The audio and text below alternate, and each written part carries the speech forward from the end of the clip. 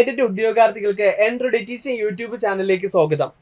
ഞാനും ഷിജി മിസ് ഇന്ന് വന്നിട്ടുള്ളത് നമ്മളെ കേട്ടിട്ട് തേർഡ് സോഷ്യൽ സയൻസിന്റെ യോധ 1.0 ബാച്ച് സ്റ്റാർട്ടിംഗ് ആണ്. അപ്പൊ ആ ബാച്ചിന്റെ വിശേഷങ്ങളൊക്കെ ആയിട്ടാണ് വന്നിരിക്കുന്നത്.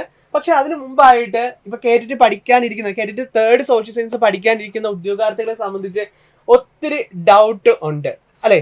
ശരിയാണ്, ഒരുപാട് ഡൗട്ട് തോന്നും. ഇപ്പൊ ഞാൻ ആദ്യം ചോദിക്കുന്ന ഡൗട്ട്, എനിക്ക് പേഴ്സണലി ബി.എഡ് കഴിഞ്ഞപ്പോൾ എനിക്ക് തോന്നിയ ഒരു ഡൗട്ട് തന്നെയാണ്. ഇപ്പൊ സാറിനും ബി.എഡ് കഴിഞ്ഞപ്പോൾ അതേ സംശയം തന്നെ തോന്നിയിട്ടുണ്ടാകും. ഇതിന്റെ സിലബസ് അങ്ങനെ വാസ്റ്റ് ആൻഡ് വൈഡ് ആയിട്ടുള്ള ഒരു സിലബസ് ആണ്. അപ്പൊ അതെങ്ങനെ പഠിക്കും, അല്ലെങ്കിൽ ആ സിലബസ് കണ്ടപ്പോ എന്താണ് സാറിന് തോന്നിയത്? PG കഴിഞ്ഞിട്ട് ബി.എഡ് അല്ലെങ്കിൽ BA കഴിഞ്ഞിട്ട് നമ്മൾ ബി.എഡ് പഠിച്ചിറങ്ങുന്ന ഒരു ഉദ്യോഗാർത്ഥി കേട്ടിട്ടിന്റെ സിലബസ് കാണുമ്പോൾ നിങ്ങളെ സംബന്ധിച്ചിടത്തോളം ആർട്സ് സബ്ജക്ട് എന്ന് പറയുമ്പോൾ നമുക്കറിയാം history, polity, economics, philosophy, psychology ഇങ്ങനെ പോകുന്നുണ്ട്, ഇഷ്ടം പോലെ സോഷ്യോളജി ഇങ്ങനെ പോകുന്നുണ്ട്. അപ്പൊ അവരെ സംബന്ധിച്ചിടത്തോളം ഈ ഒരു സിലബസ് അവരുടെ കൈകളിലേക്ക് എത്തുമ്പോൾ നമുക്ക് ഭയങ്കര കൺഫ്യൂസ് ആണ്. ഇപ്പൊ എന്നെ സംബന്ധിച്ചിടത്തോളം എനിക്ക് ആകെ അന്ന് അറിയാവുന്നത് ഇന്ത്യൻ ഹിസ്റ്ററി അറിയായിരുന്നു, ജിയോഗ്രഫി അറിയായിരുന്നു. ബാക്കി ഒന്നും ഒരു പിടുത്തം ഇല്ലാത്തൊരവസ്ഥയിലാണ് ഇരിക്കുന്നത്. കാരണം നമ്മൾ അത്രയും കൺഫ്യൂസ് ആയപ്പോ ഇത്രയും വലിയൊരു സിലബസ് ഈ പറയുന്ന 90 മാർക്കിൽ എത്തുക എന്ന് പറയുന്നത് കടമ്പ ബുദ്ധിമുട്ട് തന്നെയായിരുന്നു.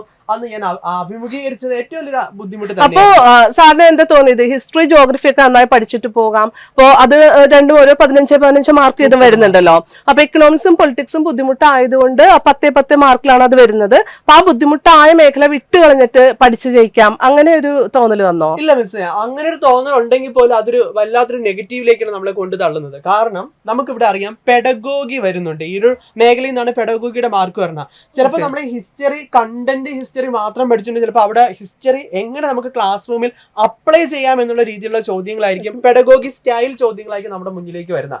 അപ്പൊ അങ്ങനെ വരുമ്പോൾ നമുക്ക് അവിടെ മാർക്ക് കണ്ടെത്താൻ കഴിയാത്തൊരവസ്ഥ വരും. ഫുള്ളി സ്കോർ ചെയ്ത് നമുക്ക് പോകാനായിട്ട് പറ്റണമെന്നില്ല. അപ്പൊ ഇത് പൂർണ്ണമായിട്ടും പഠിച്ചു സിലബസ് പഠിക്കണം, പൂർണ്ണമായിട്ടും പഠിക്കണം പറ്റത്തുള്ളൂ. അപ്പോ ടെക്സ്റ്റ് ബുക്കുകൾ ഉപയോഗിച്ചോ റാങ്ക് ഫയൽ ഉപയോഗിച്ചോ പഠിച്ചാൽ മതിയോ? എങ്ങനെ പഠിച്ചു കഴിഞ്ഞാൽ ഫുൾ ആയിട്ട് സ്കോർ ചെയ്യാൻ പറ്റും? ഇപ്പം K3 സോഷ്യലിനെ സംബന്ധിച്ചുള്ള ടെക്സ്റ്റ് ബുക്കിന്റെ അവയർനെസ് വളരെ ഇമ്പോർട്ടന്റ് തന്നെയാണ്. നമുക്കറിയാം 5ാം ക്ലാസ് മുതൽ 10ാം ക്ലാസ്, പിന്നെ അവർ പറയുന്നുണ്ട് +1 +2 അറ്റ്ലീസ്റ്റ് 10ാം ക്ലാസ് വരെയുള്ളത് നമുക്ക് അറിഞ്ഞിരിക്കണം. ഇപ്പം മിസ് നേരത്തെ ഉള്ള പൊളിറ്റിയെ സംബന്ധിച്ചുള്ള ഡെമോക്രസി എന്നൊക്കെ ഉള്ള ആ ടോപ്പിക്കൊക്കെ ടെക്സ്റ്റ് ബുക്കിൽ നിന്ന് അതുപോലെ ചോദിക്കുന്നുണ്ട്, ടേംസും മറ്റു കാര്യങ്ങളൊക്കെ. അപ്പൊ ടെക്സ്റ്റ് ബുക്ക് നമ്മൾ എന്തായാലും അവെയർ ആയിരിക്കുക എന്ന് പറയുന്നത് വളരെ പ്രധാനപ്പെട്ടതാണ്. ഒപ്പം ഇപ്പൊ നമ്മൾ പറയാം റാങ്ക് ഫയലിനെ കുറിച്ചൊക്കെ നമ്മൾ പറയാറുണ്ട്. നമ്മൾ തന്നെ ഒരുപാട് സെർച്ച് ചെയ്യുമ്പോൾ ഒരു സെലക്ട് ചെയ്ത് അല്ലെങ്കിൽ നിങ്ങൾക്ക് ചൂസ് ചെയ്താൽ ബെറ്റർ ആയിരിക്കും എന്ന് പറയാൻ തരത്തിൽ റാങ്ക് ഫയൽ ഒന്നും നമ്മുടെ മുന്നിലേക്ക് വന്നിട്ടില്ല. കേട്ടിട്ട് സോഷ്യലിനെ സംബന്ധിച്ചിടത്തോളം പ്രീവിയസ് ഒരുപാട് ക്വസ്റ്റ്യൻസ് ഉണ്ടായിരിക്കും, പക്ഷെ അതിനപ്പുറത്തേക്ക് ഒരു കണ്ടന്റ് നമുക്ക് കിട്ടുന്ന രീതിയിലേക്ക് റാങ്ക് ഫയൽ നമുക്ക് കാണാൻ കഴിയുന്നില്ല. പ്രത്യേകിച്ച് ഈ പറയുന്ന പെഡഗോഗി മേഖലയിലുള്ള ചോദ്യങ്ങൾക്ക് കൂടി നമ്മൾ ഉത്തരം നൽകേണ്ടതായിട്ട് വരുമ്പോൾ. ഓക്കെ, ഇപ്പൊ എത്ര പഠിച്ചു കഴിഞ്ഞാലും ഇപ്പൊ പെഡഗോഗി ആണെങ്കിലും എനിക്ക് തോന്നുന്നു കേട്ടോ, പെഡഗോഗി ആണെങ്കിലും സൈക്കോളജി ആണെങ്കിലും ആ ഒരു ക്വസ്റ്റ്യൻ പേപ്പറിലെ ക്വസ്റ്റ്യൻസിന് പൂർണ്ണമായിട്ടും എനിക്ക് എല്ലാത്തിനും ആൻസർ കണ്ടെത്താനായിട്ട്, റൈറ്റ് ആൻസർ ആ സമയത്ത് തന്നെ എഴുതാനായിട്ട് ഇച്ചിരി ബുദ്ധിമുട്ടാണ് എന്നെ സംബന്ധിച്ച്. സൈക്കോളജി പെഡഗോഗി അങ്ങനെയാണെങ്കിൽ എടുക്കുമ്പോൾ സൈക്കോളജി നമുക്ക് അല്ലെങ്കിൽ എഡ്യൂക്കേഷൻ സൈക്കോളജി സെപ്പറേറ്റ് ആയിട്ടുണ്ട്. അവിടെ നമുക്ക് ചിലപ്പോൾ ഒരു 25-27 അല്ലെങ്കിൽ ആ ഒരു റേഞ്ചിലോട്ടൊക്കെ നമുക്ക് കൊണ്ടുവരാൻ കഴിയും. ഫുൾ ആയിട്ട് സ്കോർ ചെയ്യാൻ പറ്റുമോ? എല്ലാവർക്കും തന്നെ പഠിക്കുകയാണെങ്കിൽ പെഡഗോഗിയിലേക്ക് എത്തുമ്പോഴാണ് നമുക്ക് ആ എക്സാം ഹാളിൽ ഇരിക്കുമ്പോൾ നമ്മള് ആ ക്ലാസ് റൂമിൽ ഈ ഒരു ടോപ്പിക് നമുക്ക് എങ്ങനെ പഠിപ്പിക്കാം. മാപ്പ് സ്റ്റഡി ആണെങ്കിൽ അത് നമുക്ക് എങ്ങനെ അപ്ലൈ ചെയ്യാൻ ഒരു ക്വസ്റ്റ്യൻ ആയിരിക്കും വരുന്നത്. കുട്ടിക്ക് കുറച്ച് ഹിസ്റ്റോറിയോഗ്രാഫിയുമായി ബന്ധപ്പെട്ട ഒരു ടോപ്പിക് ആയിരിക്കും ക്ലാസ് റൂമിൽ നിങ്ങൾ എങ്ങനെ അപ്ലൈ ചെയ്യുന്നു ചോദിക്കുന്നത്. അവിടെ ഇരിക്കുമ്പോഴാണ് നമുക്ക് കൺഫ്യൂസ് ആവുന്നതും അവിടെയാണ് നമ്മൾ ഒരു സ്ട്രഗിൾ ചെയ്യുന്ന രീതിയിലേക്ക് പോകുന്നതും. കുറെയൊക്കെ നമ്മൾ സ്കിപ്പ് ചെയ്യേണ്ടി വരും അല്ലെ? കറക്റ്റ് ആൻസർ നമുക്ക് ഉറപ്പിച്ചു കിട്ടാനായിട്ട്. പിന്നെ അവിടെ ഏറ്റവും വലിയ പ്രയോജനം നെഗറ്റീവ് ഇല്ല, പക്ഷെ അതേസമയം ഈ സിലബസ് പൂർണ്ണമായിട്ട് നമ്മൾ മനസ്സിലാക്കുക, പഠിച്ചിരിക്കുക. ഒപ്പം തന്നെ നമുക്ക് ഈ ആപ്ലിക്കേഷൻ തലത്തിൽ നിന്നുകൊണ്ട് തിങ്ക് ചെയ്ത് ആൻസറിലേക്ക് എത്താനും നമ്മൾ ശ്രമിച്ചാൽ നമുക്ക് ഒരു 100-120 റേഞ്ചിൽ മാർക്കൊക്കെ നമുക്ക് സ്കോർ ചെയ്യാൻ പറ്റുന്നത് തന്നെയാണ്. അത്യാവശ്യം വേണം എന്നുള്ള രീതിയിൽ പഠിച്ച 120 മാർക്കിലേക്ക് നമുക്ക് എത്തിച്ചേരാൻ പറ്റും. ഓക്കെ, ഇപ്പൊ സബ്ജക്ട് ടച്ച് വിട്ടുപോയവര് അല്ലെങ്കിൽ ഫ്രഷേഴ്സ് ആയിട്ട് ബി.എഡ് കഴിഞ്ഞ് ഇറങ്ങിയവര്, അപ്പൊ അവർക്കൊക്കെ ആണെങ്കിൽ ഇന്നത്തെ കാലത്ത് എനിക്ക് തോന്നുന്നു ഒരുപാട് സോഴ്സ് ഉണ്ട് അല്ലെ? പ്രീവിയസ് ക്വസ്റ്റ്യൻ പേപ്പേഴ്സ് ആണെങ്കിലും ഒത്തിരി വീഡിയോസ് ആണെങ്കിലും ഒക്കെ നമുക്ക് അവൈലബിൾ ആണ്. അപ്പൊ ഞാൻ വിചാരിക്കുകയാണ് പെട്ടെന്ന് നമുക്ക് സ്വയം ഒന്ന് ചെയ്തിട്ട് ഇത്രയും കണ്ടന്റും കാര്യങ്ങളും നോട്ട് അതൊക്കെ എഴുതിയെടുക്കാനും അങ്ങനെ പഠിച്ച് ആ ഒരു രീതിയെ പറ്റി എന്താണ് പറയുന്നത്? ഏറ്റവും വലിയൊരു ഡിമെറിറ്റ് എന്ന് പറയുന്നത് നമുക്ക് പറയാം, ഇപ്പൊ ഒത്തിരി സോഴ്സ് മിസ് പറഞ്ഞ അവൈലബിൾ ആണ്, യൂട്യൂബിലാണെങ്കിൽ അല്ലാതെയൊക്കെ നമുക്ക് അവൈലബിൾ ആണ്. പക്ഷേ ഈ വീഡിയോ ക്ലാസ്സുകൾ യൂട്യൂബിലേക്ക് പോകുമ്പോൾ ഒരു ക്ലാസ് കഴിഞ്ഞ് അതിന്റെ കണ്ടിന്യൂഷൻ ഇല്ലാത്തൊരു അവസ്ഥയിലോട്ട് പോകുന്നു. ഇപ്പൊ നമ്മുടെ എൻട്രി ടീച്ചിങ് യൂട്യൂബ് ചാനലിൽ തന്നെ ഇപ്പൊ കേട്ടിട്ട് എഴുതുന്ന ഉദ്യോഗാർത്ഥികൾക്ക് വേണ്ടി ചതുരംഗം എന്ന് പറഞ്ഞൊരു എഡ്യൂക്കേഷൻ സൈക്കോളജി സീരീസ് സ്റ്റാർട്ട് ചെയ്തിട്ടുണ്ടായിരുന്നു. കാരണം അത് കണ്ടിന്യൂസ് ആയിട്ട് പോകുന്നത്, അവർക്ക് അതുകൊണ്ടൊരു പ്രയോജനം ഉണ്ടാകണം. അതുപോലെ തന്നെ A to Z സീരീസ് എന്ന് പറയുന്നത് വിദ്യാഭ്യാസ മനഃശാസ്ത്രവുമായി ബന്ധപ്പെട്ട കണ്ടിന്യൂസ് ആയിട്ട് പോകുന്നതാണ്. അപ്പൊ അവർക്കതൊരു പ്രയോജനം ലഭിക്കുക എന്ന രീതിയിലാണ് നമ്മുടെ എൻട്രി ടീച്ചിങ് യൂട്യൂബ് ചാനൽ ആ കണ്ടിന്യൂസ് സീരീസ് നൽകുന്നത്.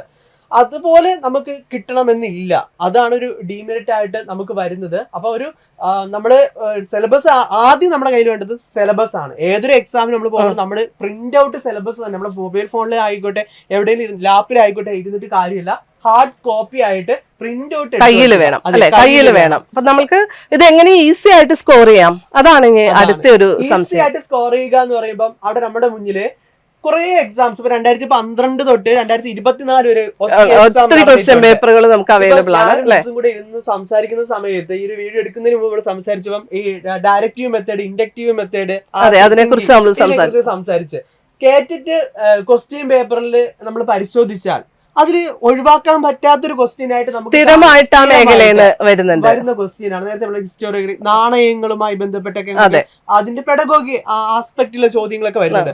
പക്ഷെ ഈ ചോദ്യങ്ങളൊന്നും റിപ്പറ്റീഷൻ ആയിട്ട് വരുന്നില്ല. ആ ടോപ്പിക്കിൽ നിന്ന് ഒരു ക്വസ്റ്റ്യൻ വരുന്നെന്ന് പറയുന്നതല്ലാതെ അതിന് പുതിയ രീതി, പുതിയ ആവിഷ്കാരങ്ങൾ മാത്രമാണ് നമുക്ക് അവിടെ കാണാൻ കഴിയുന്നത്. പിന്നെ നേരത്തെ പറഞ്ഞ ഈ വലിയൊരു സിലബസ് നമുക്ക് വളരെ ക്രിസ്പി ആയിട്ട് പഠിച്ചെടുക്കാനും കഴിയും. അതെങ്ങനെയാന്ന് വെച്ചാൽ അതിൽ ചില മേഖലകളിൽ നിന്നുള്ള ആവർത്തന ചോദ്യങ്ങളുണ്ട്, ഷുവർ ഷോർട്ട് ആയിട്ടുള്ള ചില മേഖലകളുണ്ട്. ആ മേഖലയിൽ നിന്നും കണ്ടിന്യൂസ് ആയിട്ടുള്ള ചോദ്യങ്ങൾ വരുന്നുണ്ട്. പക്ഷെ ചോദ്യങ്ങൾ റിപ്പീറ്റ് ചെയ്യും. ഇപ്പൊ പ്രീവിയസ് ക്വസ്റ്റ്യൻ പേപ്പർ നമ്മളിപ്പോ ഒരു 10 കൊല്ലത്തെ ചെയ്യുകയാണെങ്കിൽ നമുക്കൊരു ഏകദേശം ഐഡിയ കിട്ടും, അല്ലെ? ഒരു ഏരിയ ഓഫ് ഇമ്പോർട്ടൻസ് നമുക്ക് മനസ്സിലാക്കാൻ പറ്റും. ഇതിലാണ് നമ്മുടെ യോധ ബാച്ചിന്റെയും കോഴ്സ് സ്ട്രക്ചർ ചെയ്തിരിക്കുന്നത്. കാരണം നമ്മുടെ സിലബസ് പൂർണ്ണമായിട്ട് കൊടുക്കുന്നതിനോടൊപ്പം തന്നെ ഒരു ഏരിയ, നമ്മുടെ ഷുവർ ഷോട്ട് എന്ന് പറയുന്ന ഒരു ഏരിയ കൂടി നിങ്ങളുടെ മുന്നിലേക്ക് വരികയാണ്. കാരണം ഇത്രയും നാളെ നമ്മുടെ മുന്നിലേക്ക് ചോദിച്ച മേഖലകളിൽ നിന്നുള്ള ചോദ്യങ്ങൾ ഉൾപ്പെടുത്തിക്കൊണ്ടും അതുമായി ആവർത്തന രീതിയിലുള്ള ക്ലാസ്സുകൾ നിങ്ങളുടെ മുന്നിലേക്ക് എത്തുമ്പോൾ നമുക്ക് മനസ്സിലാക്കാൻ കഴിയും എവിടെയൊക്കെ പ്രാധാന്യം നൽകണം എന്നതിനെ കുറിച്ചും നമുക്ക് അവിടെ മനസ്സിലാക്കാൻ കഴിയുന്നതാണ്. ഇപ്പൊ ഒറ്റയ്ക്ക് പഠിക്കുകയാണെങ്കിലും ഒരു കോഴ്സ് എടുത്ത് പഠിക്കുകയാണെങ്കിലും എങ്ങനെയായാലും നമ്മൾക്ക് വരുന്ന ഒരു ബുദ്ധിമുട്ട് എന്ന് പറയുന്നത്, ഇപ്പൊ നമ്മൾ ഇത്ര നേരം സംസാരിച്ചത് നമുക്ക് മനസ്സിലായത് എന്താണ്, കണ്ടന്റ് എല്ലാം നമുക്ക് നേടിയെടുക്കാൻ പറ്റും, പക്ഷെ അവിടെ ഒരു ലാക്ക് ഓഫ് കണ്ടിന്യൂറ്റി ഉണ്ട്, അല്ലെ? Lack of continuity, lack of motivation, ഇതൊക്കെയാണ്. കാരണം കുറച്ചു നേരം നമ്മൾ ഒരു കാര്യത്തിൽ ഫോക്കസ് ചെയ്യുമ്പോൾ പിന്നെ നമുക്ക് ആ ശ്രദ്ധ പോവുകയാണ്, അപ്പൊ നമ്മൾ വേറെ കാര്യങ്ങൾ എൻഗേജ്ഡ് ആവും, പിന്നെ ആ കണ്ടിന്യൂറ്റി കിട്ടുന്നില്ല. അപ്പൊ ആ ഒരു ലാക്ക് ഓഫ് കണ്ടിന്യൂറ്റി എന്നുള്ളത് നമ്മളുടെ ഈ കോഴ്സ് എടുത്തു കഴിഞ്ഞാൽ പരിഹരിക്കാൻ പറ്റുമോ? തീർച്ചയായിട്ടും. കാരണം നമ്മൾ ഈ കോഴ്സിന്റെ സ്ട്രക്ചർ തന്നെ നിങ്ങൾക്ക് ആദ്യം പറഞ്ഞു തരാൻ പോവുകയാണ്. ഫസ്റ്റ് റൗണ്ടിലേക്ക് നിങ്ങളുടെ മുന്നിലേക്ക് കോഴ്സ് എത്തുന്നത്, നമ്മുടെ ഫസ്റ്റ് എത്തുന്നത് സിലബസ് ഡിസ്കഷൻ ആണ്. ഏതൊരു എക്സാമിനെ സംബന്ധിച്ചിടത്തോളം നമ്മൾ നേരത്തെ പറഞ്ഞതുപോലെ സിലബസിനെ കുറിച്ച് നമുക്ക് പൂർണ്ണമായിട്ട് അവെയർ ഉണ്ടായിരിക്കണം. ആ രീതിയിൽ സിലബസ് ഡിസ്കഷൻ എത്തുന്നു. അതിനുശേഷം PYQ അനാലിസിസ് ആണ്. നിങ്ങളുടെ മുന്നിലേക്ക് ഒരു പ്രീവിയസ് ക്വസ്റ്റ്യൻ പേപ്പർ, അതിൽ ഡിസ്കഷൻ ക്ലാസ് ആയിരിക്കും ആദ്യം എത്തുന്നത്. അപ്പൊ അവിടെ നിങ്ങൾക്ക് മനസ്സിലാക്കാൻ കഴിയും നിങ്ങളുടെ ലെവല്, നിങ്ങൾ എവിടെയാണ് നിൽക്കുന്നതെന്ന് മനസ്സിലാക്കാൻ കഴിയും. അതിനുവേണ്ടി മൂന്നാമത് യൂസേഴ്സ് ലെവൽ ചെക്കിംഗ് എത്തുന്നുണ്ട്. ഈ ഒരു പ്രീവിയസ് ക്വസ്റ്റ്യന്റെ ബേസിൽ നിങ്ങളെ ഉദ്യോഗാർത്ഥികളെ കൊണ്ട്, കേട്ടിട്ട് പഠിക്കുന്ന നിങ്ങളെ കൊണ്ട് ഒരു എക്സാം നമ്മൾ അറ്റൻഡ് ചെയ്യിപ്പിക്കുകയാണ്. ആ എക്സാമിന് നിങ്ങൾക്ക് കിട്ടുന്ന മാർക്ക് അത് എത്ര ആയിക്കൊണ്ട് പോട്ടെ, കാരണം നിങ്ങൾക്ക് മനസ്സിലാക്കിയാണ് നിങ്ങളുടെ ലെവൽ. ഇവിടെ 30 മാർക്ക് ആയിക്കോട്ടെ, 25 മാർക്ക്, നമുക്ക് വേണ്ടത് 90 മാർക്കാണ് പാസ് മാർക്ക് എന്ന് പറഞ്ഞാൽ, അതിൽ എത്ര ആയിക്കൊണ്ട് പോട്ടെ, നമ്മൾ ആ ലെവലിൽ നിന്നും ഒരു പടി മുന്നിലേക്ക് എത്താനുള്ള പരിശ്രമം നമ്മൾ എത്രമാത്രം ഇനി മുന്നോട്ട് ഡ്രൈവ് ചെയ്യണം എന്നുള്ളത് ഈ ഒരു യൂസേഴ്സ് ലെവൽ ചെക്കിങ്ങിലൂടെ നിങ്ങൾക്ക് മനസ്സിലാക്കി തരുന്നതാണ്. നമ്മളുടെ ഒരു ഏരിയ ഓഫ് ഡിഫിക്കൽറ്റി അവർക്ക് ഐഡന്റിഫൈ ചെയ്യാൻ കഴിയുന്നുണ്ട്. ഇനി നമ്മളെ കോഴ്സിന്റെ സ്ട്രക്ചർ എന്ന് പറയുന്നത് each phase one model exam വെച്ചാണ് പോകുന്നത്. അതായത് ഓരോ 20 ദിവസം കഴിയും തോറും ഓരോ ഫേസ് കഴിഞ്ഞു പോവുകയാണ്.